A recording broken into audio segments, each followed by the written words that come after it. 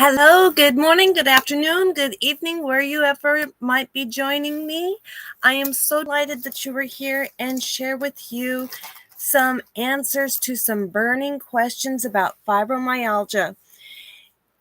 Today I wanted to share with you some things that I actually discovered this week and have been based on some questions that I've been asked in the past, and they really helped shed some light on some subject matter that is related to fibromyalgia that I didn't realize was for real. I mean, I knew it was for real, but to feel,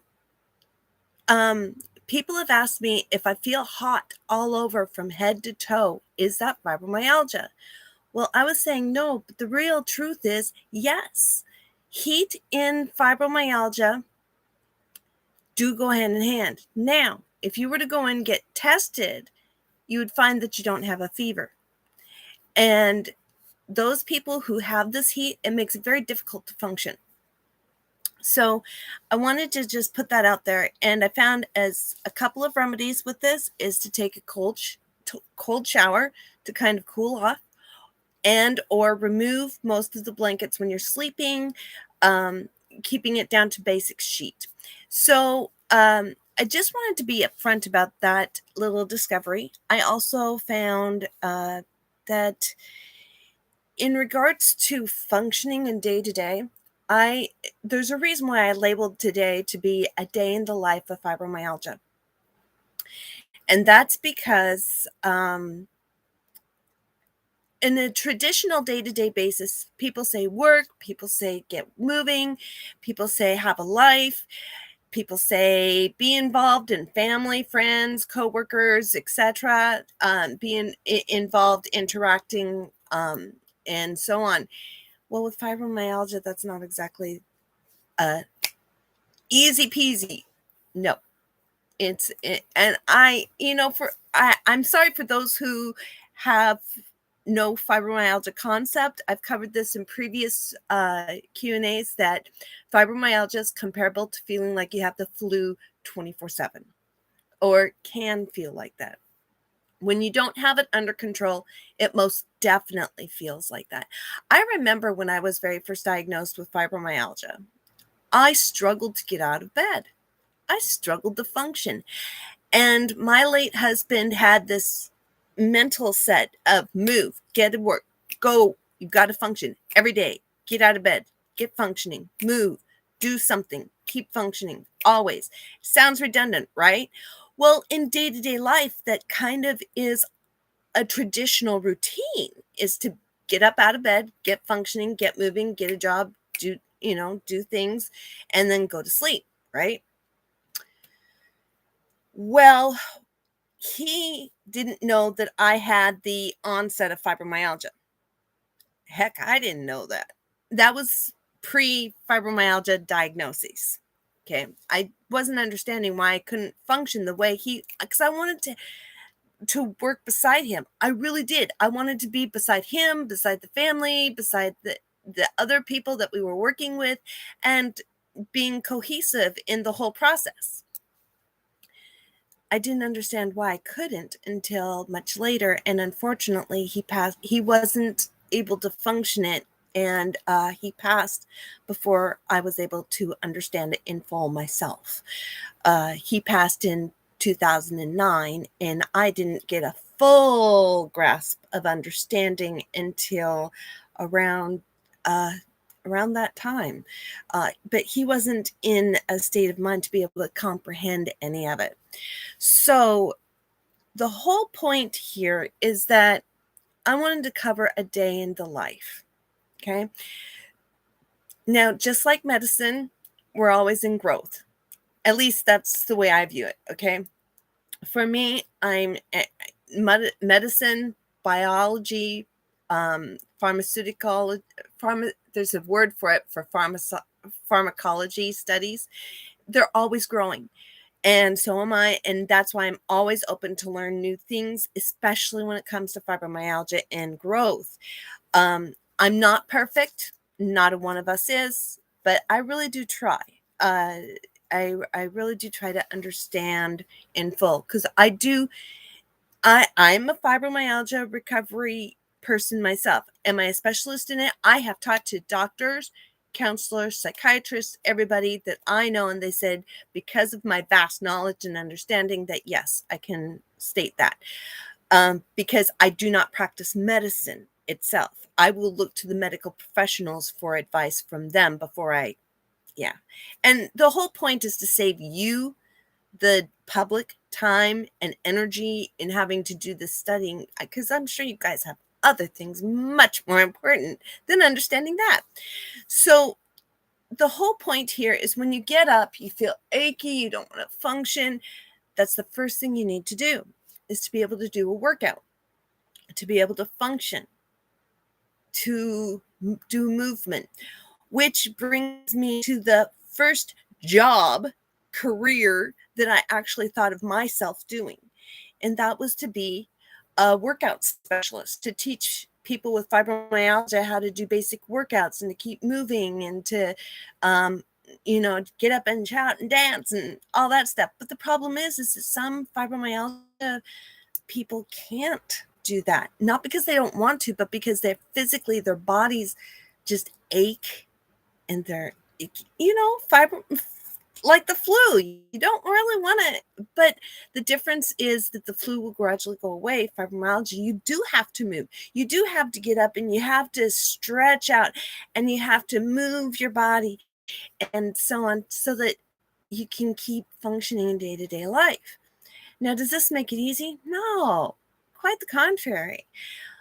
But that brings me to my next point, is that working, getting to do work.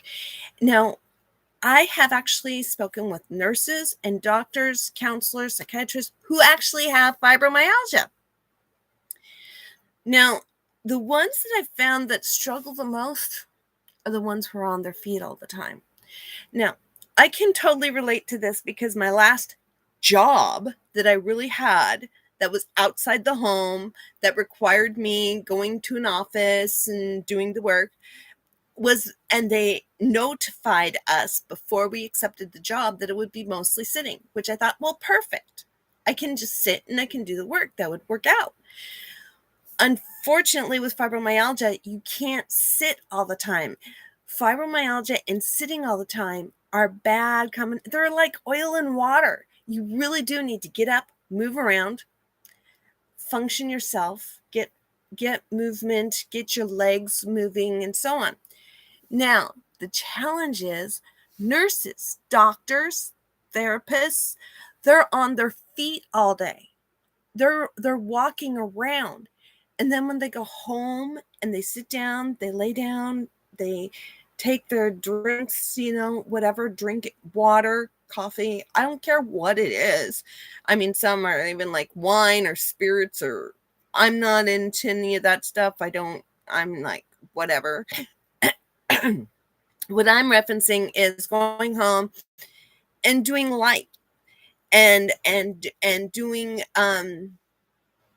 life. Yeah. After work, and this complete and utter exhaustion. It's like flu. You don't want to move.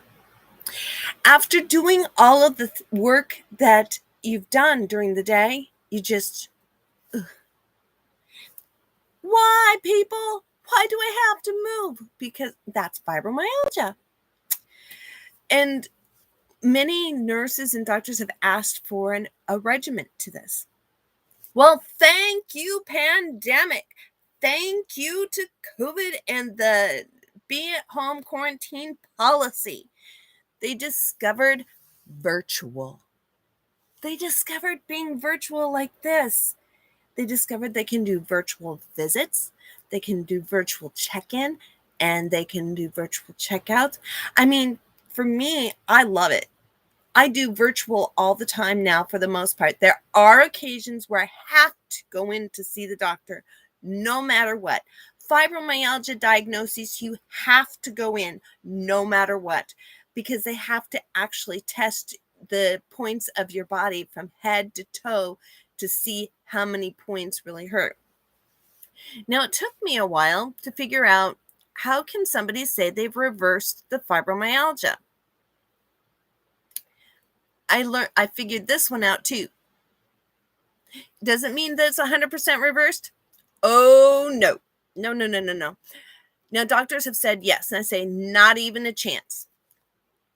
There is a reason that I say this. Now, the reason I say it's been reversed is because once you get yourself reversed to where you can't hit all of those points in pain and you've gotten rid of the pain, you're living basically what I say, a low to no pain life, right?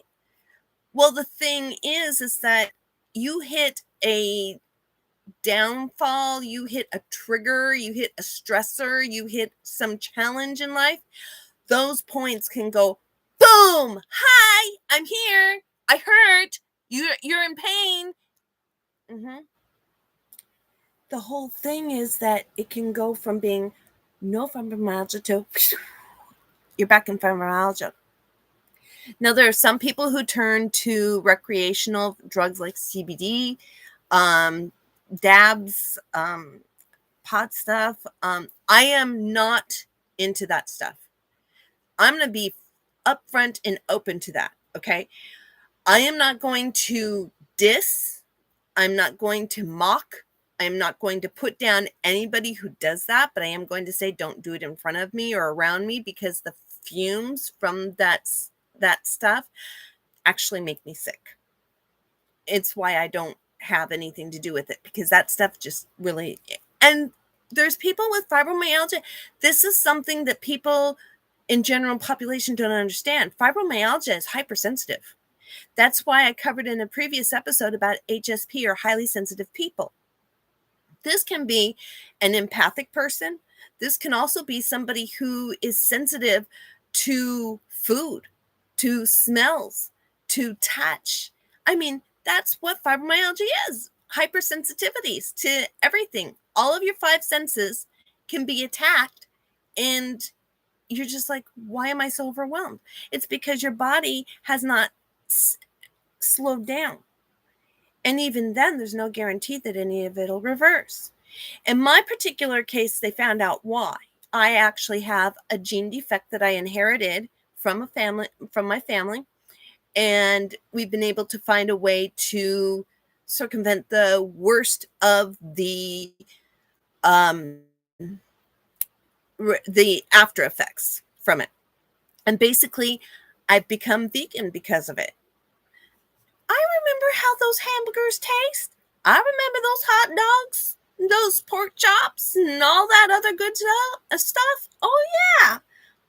Even the beef jerky. Oh, and my uncle, he would make some smoked salmon that was absolutely heavenly.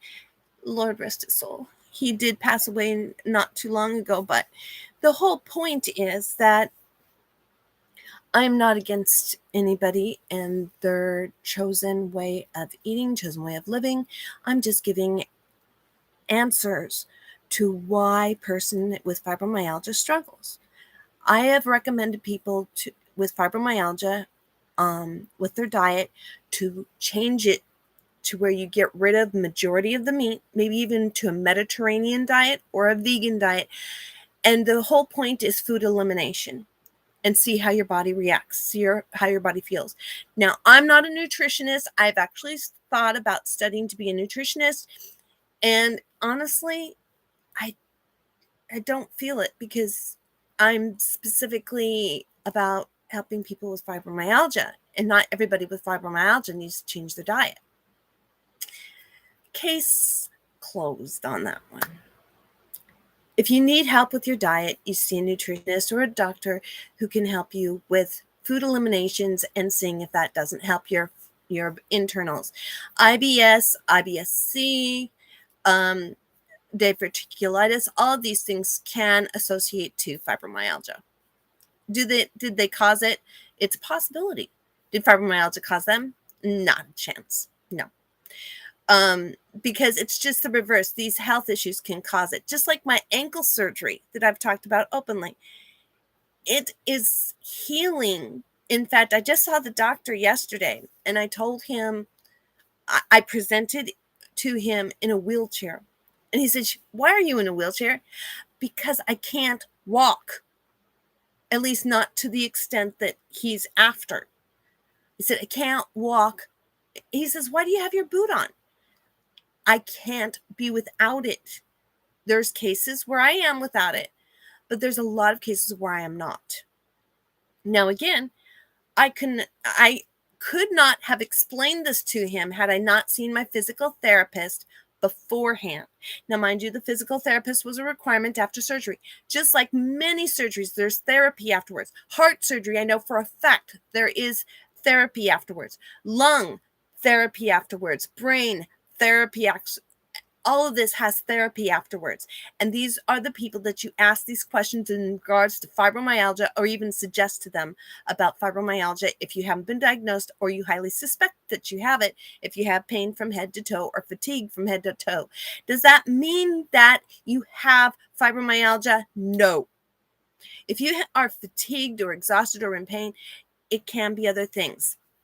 So, with this said, in my particular case, my physical therapist, I told her I do not understand why sometimes I feel like an ice cold chill is going through my ankle.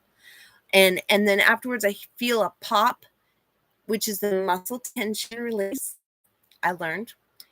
And then all my body is kind of, I feel it tense and it pops on occasion. And she said, sweetheart, it's fibromyalgia. The fibromyalgia is actually hindering full recovery. Does it mean I won't recover 100% from this surgery? That is not what it means at all.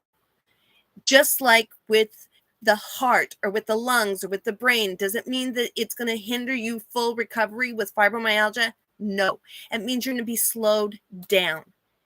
It could be slowed down a little bit or a whole lot. So, for what it's worth, being aware of that is extremely important. Which brings me to the last question about working with fibromyalgia. Now, I know I did this in a previous video, the way I'm putting it now. Yes, you can work with fibromyalgia. Okay, but like I said, nurses, doctors, people on their feet with fibromyalgia, they hurt, they ache, and doing virtual, they've discovered they can still do the physical movement that they need to, moving the arms all around, moving the shoulders, moving the legs, and doing all that exercise from head to toe. The whole point here is that movement in your own body and being in tune with it is so vitally essential, to the point that if you don't move, you're going to get stiff. I mean, I know, because my ankle keeps getting stiff on me. I'm like, I know I'm moving. Well, the thing is sometimes it gets stiff because you've overdone it, stiff or in pain. So my biggest recommendation for people with fibromyalgia who are struggling to function with a generalized work, that means a physical laborious work, is to find something online. That means working from home, working from a relaxed setting, working so that you can keep an income coming in and you can still work with the fibromyalgia. This being said, working from home is becoming a big thing these days, especially since the pandemic has hit. I mean, they were known beforehand, but they're really becoming known now.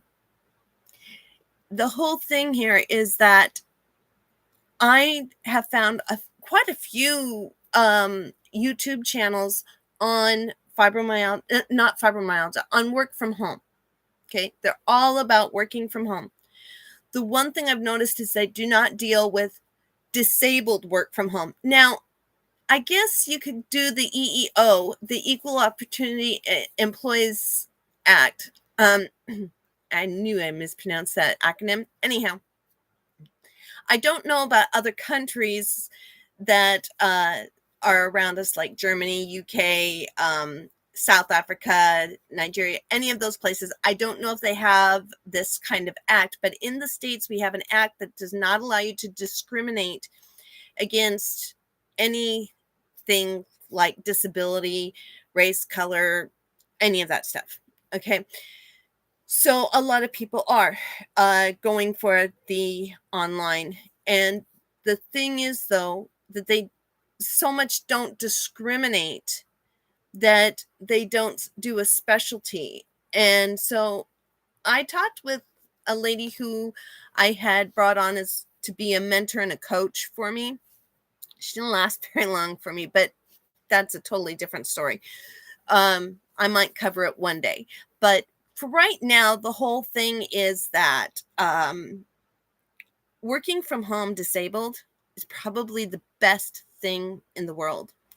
Yes, there is, in the States, there's an income you can get called supplemental security income, which supplements any income that you can get. There's also SSDI, or supplemental or Social Security disability income. So if somebody becomes disabled after they've put in so many credits, they can get a benefit from that. Now, the sad part is, I don't know about other countries, but in the States, it's been known for a little over a decade that that fund is being affected. Well, people with fibromyalgia, yes, you do struggle probably with functioning in work. There is an alternative. And I'm finding that there is a margin of lacking in coverage on the area of awareness with capabilities. And so I'm thinking about doing it. I've talked about this in the past, about doing a specific live show about working from home for the disabled specifically. Does that mean somebody who's not disabled could get those same jobs? Absolutely. But in particular, to define something that is good for those with disability. Now, the reason why I'm so I want to say passionate about it, but I don't know how passionate I would be on a regular basis. I'm thinking about just trying it out for experimental purpose.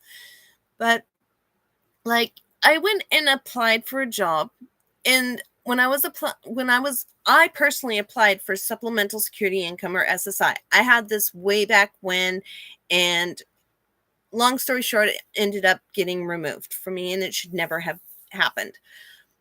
But when I talked with the Social Security peoples, they told me about this job that I was like, whoa, I didn't work last year, meaning 2021. But when they brought it back to me in memory, I'm like, oh yeah, I did get paid.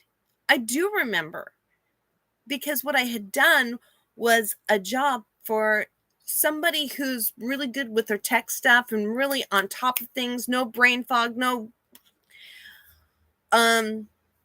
it worked well for them, but I was getting easily confused. I was easily, it wasn't manipulative, but I was getting confused by all of the interactive, all the technical stuff. Now, mind you, I've told you before, I'm not tech. I mean, even my recordings are raw. I don't know how to edit very well. I've tried it, and I ended up almost wiping out my entire program, my entire video. I just had a backup. I believe on backup of different materials, even pictures, a backup on backup. And if I don't, I really get nervous, because things happen. Come on, people. Life happens. Accidents happen. It is what it is. Anyhow, I tried to edit once, and I almost wiped out my whole entire program. So I decided it's just safer to err on the side of caution and deliver it raw. And you might find with fibromyalgia that that's really how you are, is delivering things raw, where you feel raw inside. And for me, I just found delivering raw. And I've told people this, and I was suggested to do a podcast, and this will be a part of the podcast, I'm hoping. So if you're on my podcast, yay. Anyhow, so as many of you know, I'm raw. I've told people for my interviews that I'm raw.